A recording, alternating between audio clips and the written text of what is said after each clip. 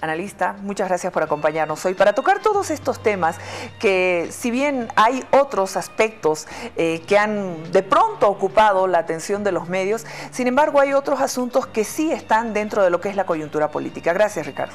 Muy buenas noches, Jimena, un placer estar acá contigo y con tus muchos televidentes acá en la ciudad de La Paz sobre todo. Y creo que se transmite también a través de las redes sociales, ¿verdad? Y se puede ver Así es, tenemos una aplicación y bueno, sale para todo el mundo. Bueno, Ricardo, estábamos escuchando, con todo lo que ha ido ocurriendo en este último tiempo, vuelve el discurso del gobierno del presidente Evo Morales de atacar a la derecha, de que está, incluso ayer atacó el gobierno a través del ministro de la Presidencia a los dos expresidentes que se reunieron con el alto comisionado de la CIDH, asegurando que el discurso está concentrado en desestabilizar al gobierno de Evo Morales.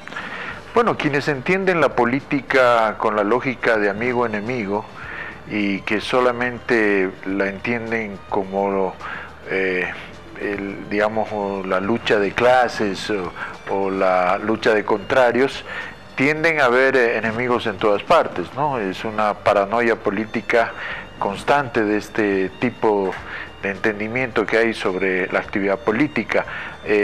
Sin duda alguna, los miembros más importantes, los voceros de este gobierno, tienen esa lógica, ¿no? Entonces, todo el tiempo están buscando confrontación, todo el tiempo están buscando antagonismo, están buscando quién es su enemigo, ¿no? Normalmente el enemigo es un enemigo externo, gigantesco, terrible, el imperialismo, ¿no? El imperio yanqui, que no sé qué. A veces, en circunstancias específicas, como en este caso, son los agentes del imperio, que es la derecha, los neoliberales, los vendepatrias, en fin. Ese tipo de calificativo, esa topología política, cada vez más es menos efectiva, menos eficaz. Tal vez en algún momento, cuando había una crisis del sistema político hace unos 10, 12 años, esto tenía algún sentido y alguna gente podía ser impactada por este tipo de aseveraciones. Hoy día no tienen en absoluto prácticamente ninguna credibilidad y la gente simplemente los ve pues con benevolencia, pero con ningún grado ya de credibilidad sobre lo que dicen. Ricardo, sobre los últimos acontecimientos con relación a lo que está sucediendo internamente en el movimiento al socialismo, si bien Evo Morales y Álvaro García Linera están confirmados por las organizaciones del movimiento al socialismo como los candidatos a la presidencia en una repostulación con una serie de cuestionamientos, sin embargo al interior del MAS y con otras organizaciones sociales, la Central Obrera Boliviana no está conforme con ese binomio, las mujeres originarias tampoco, en fin. ¿Qué es lo que está sucediendo al interior del movimiento al socialismo en esta situación? Porque ya se escuchan voces que no están de acuerdo. Sí, sin embargo yo tengo una lectura un poquito diferente al respecto, ¿no? A mí me parece que este es un modelo clásico, típico, de populismo anclado en la figura de un caudillo, ¿no? El típico liderazgo carismático, que tiene pues, yo diría, siglos, hasta milenios de repente de antigüedad como modelo político, ¿no? Viene desde la época del Imperio Romano y hasta nuestros días, ¿no? Julio César era un típico populista, ¿no? Fundador del Partido Popular, que son personalidades que erigen sus proyectos políticos sobre la base de ellos mismos y todo su proyecto político se reduce a la conservación y permanencia en el poder, ¿no? Y bueno, de ahí en la historia de la humanidad hemos tenido miles de ejemplos, en América Latina en el siglo XX muchísimos, estos líderes carismáticos como Perón, como Aya de la Torre, ¿no? Como Trujillo, como Stroessner, como Somoza, en fin, la lista es larguísima, ¿no? Y el neopopulismo que hemos vivido en los últimos años, ¿no? Hugo Chávez, Rafael Correa, los mismos hermanos Castro, Daniel Ortega, Y bueno, y en ese club está nuestro presidente, Evo Morales, que tiene un liderazgo carismático cuyo único proyecto político es reproducirse y permanecer en el poder. Entonces, estas pugnas internas, estos dimes y diretes, estas supuestas fisuras, fracciones, para mí son absolutamente anecdóticas, porque el MAS es Evo Morales y Evo Morales es el MAS. Mientras Evo Morales perviva y siga adelante, el MAS va a tener algo que decir en este país. El día que Evo Morales deje de tener peso o preeminencia política, el MAS va a desaparecer, porque no es un proyecto político programático, ideológico, sino es un proyecto político basado en una persona y en la permanencia de esa persona en el poder. Si no está Evo Morales, ¿nada garantiza la cohesión dentro del movimiento al socialismo? No, imposible, porque de hecho el MAS ni siquiera es una organización política, ¿no? Es una confederación de organizaciones sociales unidas por el interés de medrar del aparato del Estado, ¿no? En un esquema absolutamente rentista, ¿no? Cada uno obtiene una parte del Estado. Estas minorías eficaces que son estas organizaciones sociales, los cocaleros, los cooperativistas, los transportistas, los gremiales, en fin, todos estos que componen el movimiento al socialismo tienen un pedazo del Estado, ¿no? Han captado una parte del Estado, y a todos ellos los unifica la figura del caudillo, la figura carismática de Evo Morales. El día que no esté Evo Morales, pues no tienen ya nada en común y se disgregarán precisamente porque no hay una solidez, un basamento ideológico, programático, político que los pueda unir. Estamos ya prácticamente ingresando al segundo semestre del 2018, un año que, si bien ha marcado la agenda, las decisiones políticas, se ha visto casi un año preelectoral. Esto se va a agudizar, se va a hacer todavía más fuerte. Cuando Gringo González renuncia a la presidencia de la Cámara de Senadores, circuló una serie de información. Las redes sociales, vos sabes, es un instrumento libre para que toda la gente opine. Hablaban de cambios de gabinete, hablaban de todo. Los asambleístas del MAS de pronto pidiéndole que no se vaya o se va, asegurar que él va a volver.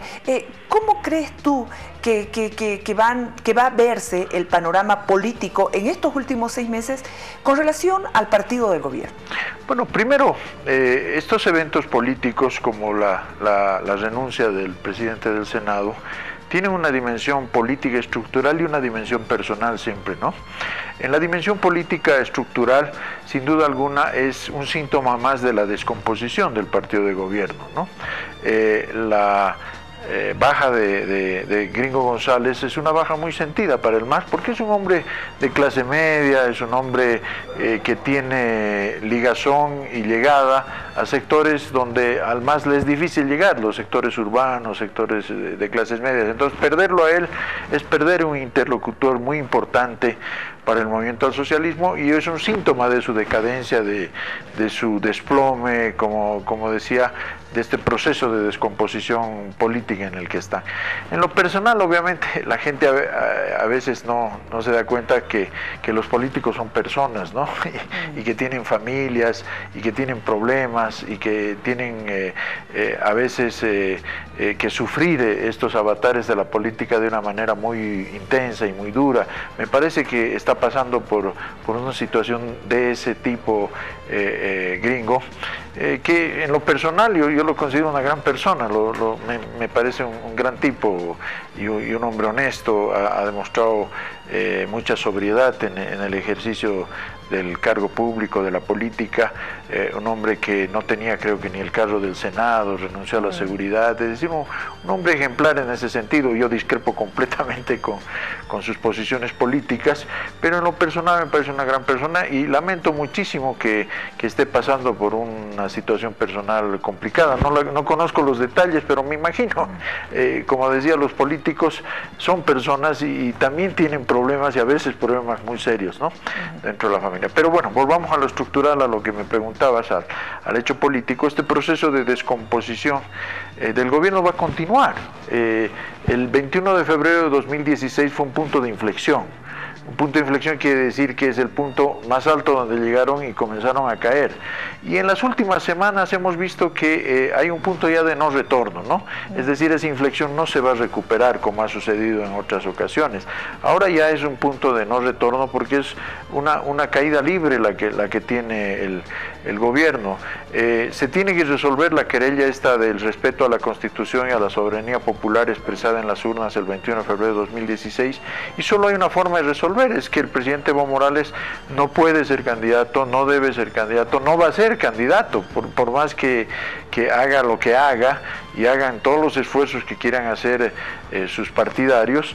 Está claro que hay una decisión firme, definitiva del pueblo boliviano de no permitir esa violación a la Constitución, esa subversión de las garantías democráticas y sobre todo de la soberanía del pueblo. Como te digo, ¿no? La gente, lo más preciado que tiene en democracia es su voto, y no va a permitir que ese voto no valga nada, ¿no? Que es lo que está pretendiendo el movimiento al socialismo. Por lo tanto, lo que podemos augurar para los próximos meses es que se va a tensionar más la situación, se va a crispar mucho más si es que el presidente no entra en razón, si es que los jerarcas del movimiento al socialismo no entienden de una vez por todas que no van a poder imponer su voluntad de repostular al presidente.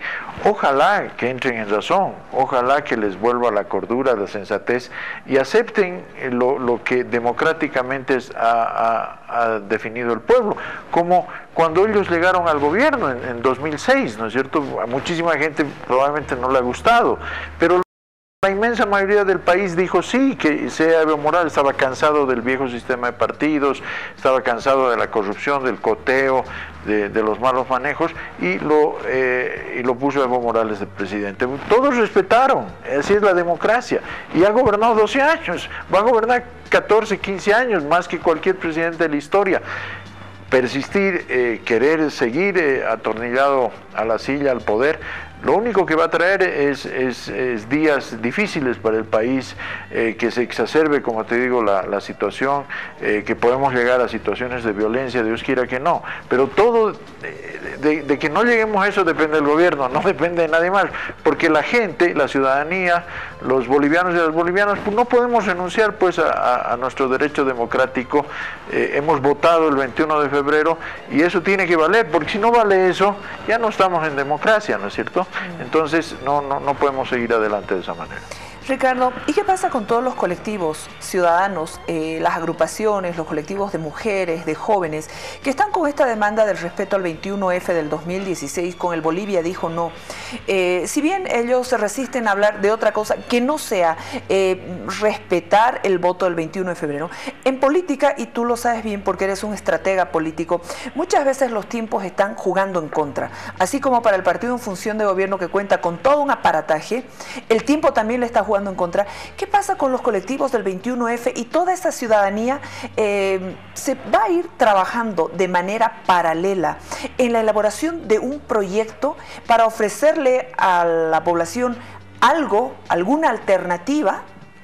Sí, yo me imagino que sí, que deben haber partidos políticos, organizaciones, colectivos, plataformas ciudadanas que están viendo el día después, digamos, pero todos creo que tienen la conciencia de que lo primero es lo primero, de que primero tiene que definirse el tema del 21F y tiene que quedar claro que Evo Morales no puede postular nuevamente a la presidencia, porque si se impusiera, digamos, veamos el escenario indeseable de que Evo Morales se postule, imponga de una manera absolutamente ilegal, inconstitucional, imponga su candidatura, ¿de qué serviría, no? La gente se pregunta y dice, ¿y para qué vamos a ir a unas elecciones si sabemos que se desconoce el voto, se desconoce la voluntad popular? Si han desconocido el 21 de febrero y nuestro voto ese día, ¿qué nos garantiza que vayan a respetar nuestro voto si votamos por otro candidato y Evo Morales pierde las elecciones? ¿Por qué habrían de respetar ese resultado si no han respetado este otro?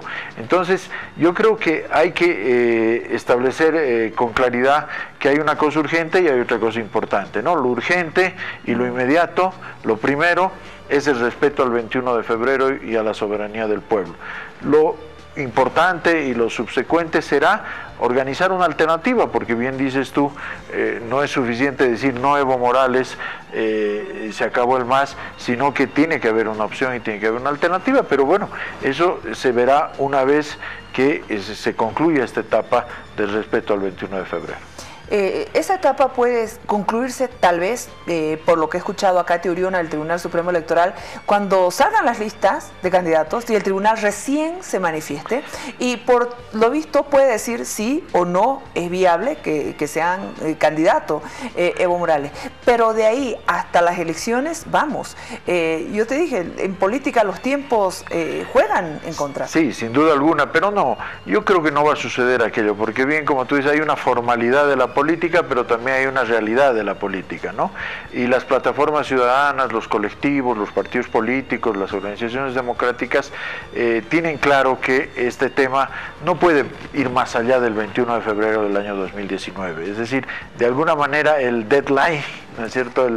Han puesto un tiempo. Yo creo que sí, yo creo que sí. Yo creo que para todo el mundo está claro que hasta el 21 de febrero de 2019 esta situación debe aclararse. No, pues no se puede esperar a julio del 2019 en la inscripción de candidaturas, porque ahí imagínate que les ratifiquen o los rechacen la inscripción a Evo Morales y recién ahí se traten de... sería inútil, ¿no? No tenía ningún sentido.